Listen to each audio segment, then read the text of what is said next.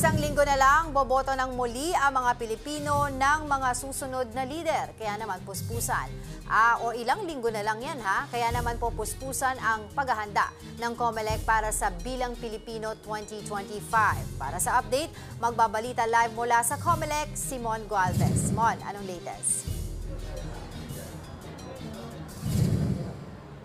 Angela, nilunsad nga ngayon ng COMELEC yung Random Manual Audit Committee na sila mangunguna para sa mano-manong pagbibilang ng mga boto na galing nga sa mga balotang ipinasok sa automated counting machines. Random itong gagawin. Ibig sabihin, pili na mga presinto ang kukuhanan at bibilangan nga ng mga boto para malaman yung accuracy o kung tama ba yung mga nabilang na baloto. Bukod dyan, i-check din lahat ng mga dokumentong na ipasok nga dito sa ACM para malaman kung tama ba yung mga ginawang proseso sa darating na Bilang Pilipino 2025. Binubuo itong committee ng Random Manual Audit ng mga miyembro mula sa DepEd, meron din sa Philippine Statistics Authority, meron din dyan galing sa PICPA or Philippine Institute of Certified Public Accountants, nandyan din ang mga election watchdogs para nga manguna dito sa gagawing Random Manual Audit na magsisimula a day after ng halalan, 45 days, ayon yan sa batas no Republic Act 9369 ng Automated Election Law. At dito talagang isa-isang gagawin nila yung mga pagbibilang ng mga boto o galing sa mga balota out of 700 clustered precincts, habang isa naman daw ang pipiliin nila mula naman sa overseas voting. Angela. Mon, isang katanungan lamang, meron na ba tayong iba pang impormasyon or bagong impormasyon ngayon tungkol doon sa mga overseas Filipino workers na bumoto nauna nang bumoto through internet voting? Kasi nung nakaraan, meron silang mga reklamo tungkol dito.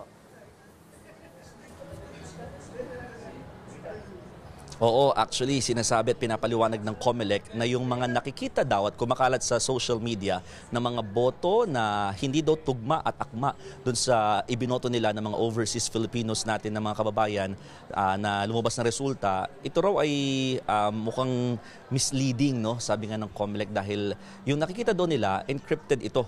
Ibig sabihin, ito yung mga mismong listahan ng mga kandidato. So hindi ito yung talagang binoto ng mga overseas Filipinos. Ang nakita naman daw nila, no, yung kanilang binoto bago nila ikinast yung votes. So alam daw nila kung tama talaga ang lumabas na resulta dito.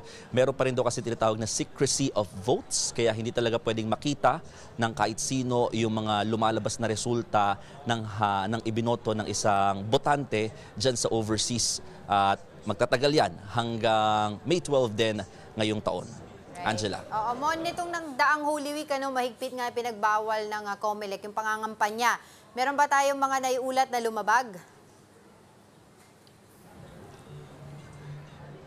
Sabi ng COMELEC, meron daw 4 na lumabag nitong Huwebes Santo at Biyernes Santo na nangampanya sa kabila ng pagbabawal sa mga kandidato. Isang party list, habang 3 local candidates daw ang mga ito. Hindi pa pinangalanan ng COMELEC kung saang lugar yung 3 local candidates na yan, pero nakatakda nilang bigyan ng show cause order ang mga naturang nangampanyang kandidato during Holy Thursday and Good Friday na ipinagbabawal nga rin ayon naman daw sa batas. Angela. Alright, maraming salamat, Mon Gualvez.